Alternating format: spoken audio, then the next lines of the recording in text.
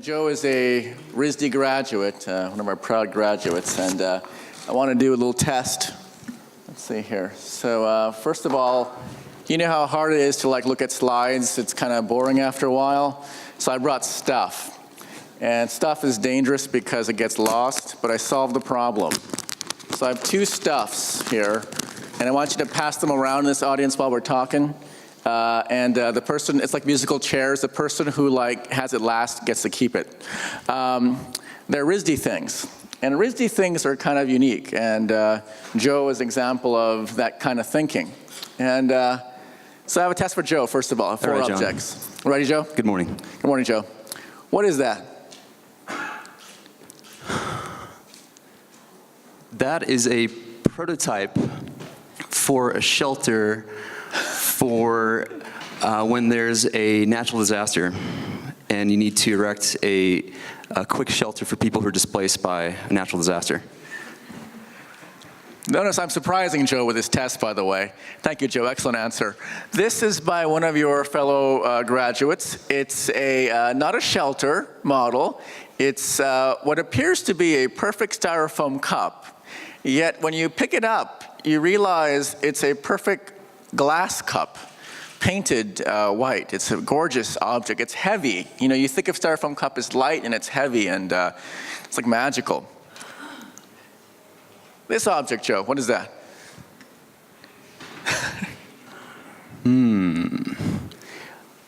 John, I think we're looking at something made in the ceramics department.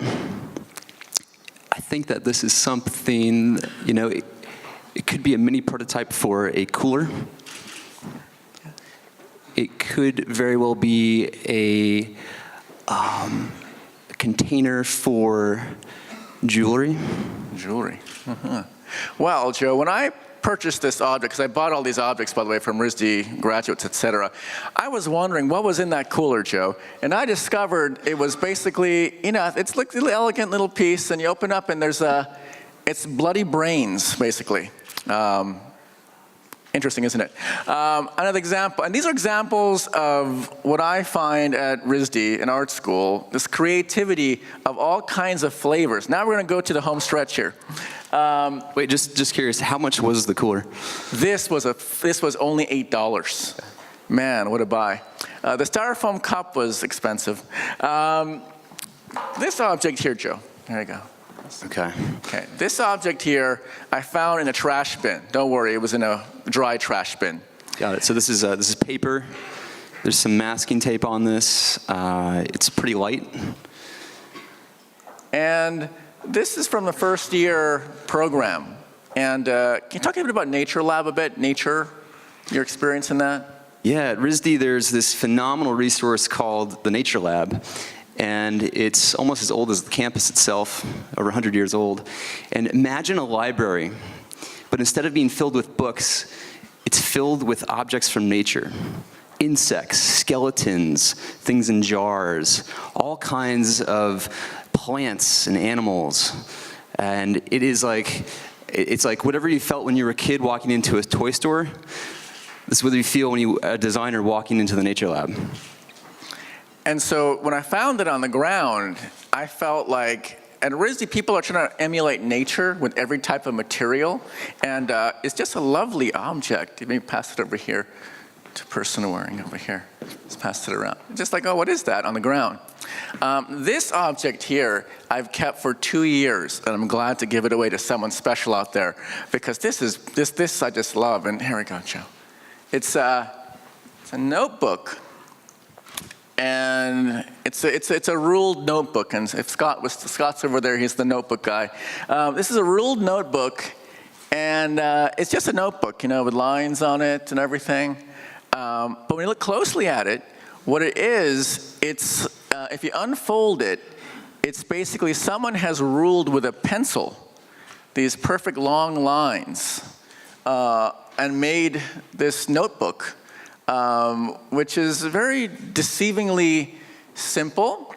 It's elegantly constructed. Joe, thoughts about this notebook, please? I think this is a pretty good example of an object that you'd see on campus, and you'd wonder, is it art or is that design? Which is like the common question that comes up on campus. When I look at something like that, it's it's functional, but it also becomes something else. And I think you said it great once before, John. You said art raises questions and design answers questions. And so I've actually always thought about that since I was on campus, out in the world, looking at objects. The power of art is that it causes us to ask questions about what is that, and it helps us think deeply about something. And of course, design, brings the function and the usefulness to it. And that's the beginning. That was a surprise thing for Joe. I want to thank Joe for taking the test with me, Joe. Thank you, Joe. These are 4 examples that I come from MIT originally. I was a computer science major, and I always think of programming, different languages like Lisp and Python and C and, functional versus symbolic. And in a sense, when you're in an art school, a real art school, you see all the different flavors of design, because we hear design thinking so much, don't we? Hear design, and we hear of Joe Gebbia as a designer founder. What does that mean to you, Joe? What does that mean? Well, I think technically it means that you graduated from design school with a BFA and you went and founded a company. But beyond that, I think that designer founders is a relatively new term, certainly out in Silicon Valley.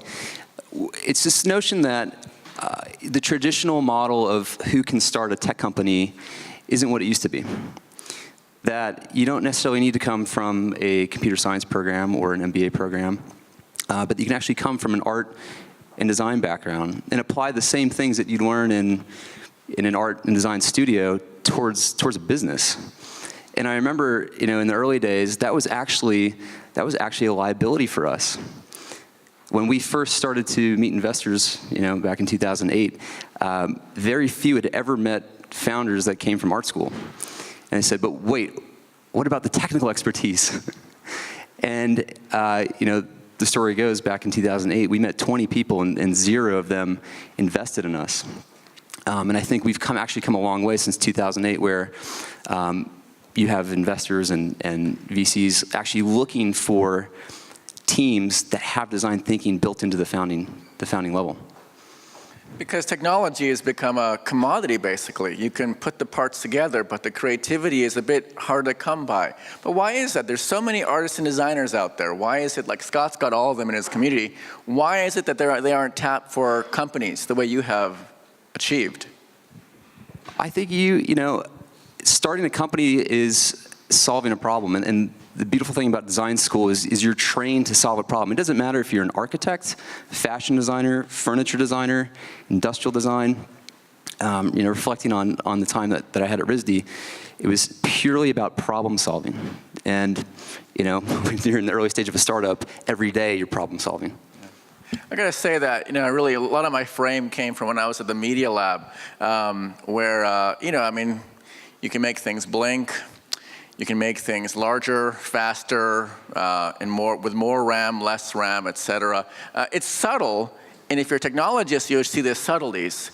And being in an art school full time, I have the funniest experiences. Like one of Joe's teachers is Roseanne Summerson, a master furniture designer. And every time I sit down on a chair, because she's a chair expert, she can talk about a chair like no one else can talk about a chair. And can you talk about how designers have a vocabulary? I think that designers have we're trained to look at something in different ways. And what may be a chair, or maybe a cup, or maybe a notebook, designers can start to connect dots that maybe weren't so obvious before. I'd say that's actually, if you want to kind of just peel away the layers of what design is, it's connecting things that aren't obvious at first and putting them together in new and different ways. And that ability I've seen, we had some executives from Samsung visiting, I was telling you. The top executives, and a person whispered to me, they never leave the company. And they were there in Nature Lab, and we had them looking at microscopes and drawing from the microscope, and we couldn't get them to leave because they were so entranced by this directness of seeing and making and that loop. Can you talk about that loop a bit, that loop of iteration? Yeah, design is certainly what they taught us. It's kind of like design something that delights you, like design something that people want. That's step one. Step two is release it, get it out to the world, ship it, put it into the hands of people actually using it. And the third step is iterate, observe, watch how people are using what you'd come up with, and iterate like crazy. And then the theme of iteration, when Joe and I began discussing this, we thought we'd flip. So you can now, I'm in the hot seat now. Oh, good, because I have a few questions here. So, John, I'm curious about a couple things. On the topic of design thinking, generally I'm curious, what is something that you've seen from your perspective that everyone in this room should know about design thinking? Well, this is the topic of my talk at Davos coming up. I'm going to talk about how design thinking bothers me, because I recently looked online, because that's where we all look, right? And I found like 7 flavors of design thinking, definitive flavors of design thinking. You got the Frog style thinking, you have the IDEO style thinking, you have Roger Martin, you got Wikipedia. So design thinking is just so confusing. What's interesting is that the scientific method isn't confusing, right? The scientific method, we all know it. It's the 5 steps, it makes sense. So design thinking is not a method. It can't be coded in an algorithm. We tend to look for logic. And I'm staying at this hotel by Risharov. You've seen the hotel. If you walk up the stairs, you'll see how the stairs have this beautiful, perfect round element. It's a circle element, it's perfect geometry. And I was thinking about how some people think that designers have some kind of logic. It's a rational pattern everyone's using. That's one flavor of design. It's the skeleton of design, but the beauty comes from what you experience and the emotions, the facial expressions, the subtleties, and that there's no design thinking algorithm for it, I believe. On the topic of design thinking, I believe the secret sauce behind design thinking is empathy. Can you speak to that? What is the role of empathy in design speaking to you? It's funny, when I was asking Joe a bit about why he chose industrial design, because I have a lot of students come up to me and say, what should I become? What major should I be? And I say, that doesn't matter. Don't worry. You'll end up something else. Just don't stress over it, Like all of you here, I'm sure you took some major and you're doing something completely different, right? There was one student who came to me, should I be a graphic designer or an industrial designer? And I talked to Joe about this, and Joe said, well, the thing he liked about being an industrial designer was how in graphic design, the norm is to talk about the client, and in industrial design, the norm is to talk about the customer, the user. I think that depending upon which major you are, you tend to focus on the empathy versus the thing. And I have to say, I love the thing. Graphic designers who fixate over making something the right red, you know them. Remember before, book design, remember? You make a cover and it was the wrong red. Reprint it. That's crazy. That's environmentally bad. No, reprint the whole thing, and then they reprint the whole book and the red's still wrong. That kind of craziness I'm totally okay with, because that's where this ability to make green shoes comes from. At the same time, there's this empathy aspect, there's the earth aspect. Designers are awakening to it, leaving the materiality, leaving the perfection. It's very powerful today, how designers are changing. Well, there was I remember this very distinctly, this one moment at RISD that kind of ingrained this in me, for the rest of my life, which was as industrial designers, we had to redesign a medical device. And our professor took the entire class of 20 or so industrial designers to the Rhode Island State Hospital. And it was the first time where we were taught the lesson to become the patient. Become the person that you're actually designing for. So here we are at the hospital. We're not only observing the existing solution in use and watching how people fumble with it and drop it on the floor and kind of all these things, but then we actually lay down in the bed and we become the patient and we feel the device applied to us and we start to empathize with what it actually feels like to be the person in the bed with this device. And from those insights, that's what informed and inspired our designs. And I've never forgotten that lesson. Even on the web, it doesn't matter if it's physical. I think even on the web, there's still that power of empathy. Well, empathy is funny. You know how we enter this area. We take off our coats. We're cold. We're rushing in, and there's that terrible step. That step there. That if you didn't see it, you're going to get hurt. The one without the rail. Yeah, and that's design. That's design working against you. And that kind of design, there's a lot of it, and I think it comes from a certain flavor of design. But I think empathy is rising because the market demands it, especially because of that. So I'm happy with that. Okay, let's see. John, I'm really curious to hear, how do you keep a 146-year-old institution fresh? Oh. He's talking about my college. I used to be at the Media Lab. I headed research there, and Media was a startup at MIT, like a brand new company at MIT, and I'm at RISD now, which is really old. It's over a century old, and I call it end up. Startup versus an end up. It ended up. And there's nothing wrong with an end up, by the way, because startups want to become end ups. It's a stable system, but end ups today want to get startup-y. And, as someone who came from startup-y world to end-up-y world, it's been very interesting, I have to say that. If anything, I've discovered that end-up-ys have a great role right now because they represent something that is classic. There's such value in something that's classic and great. People are trying to do something great. We are, quote-unquote, great.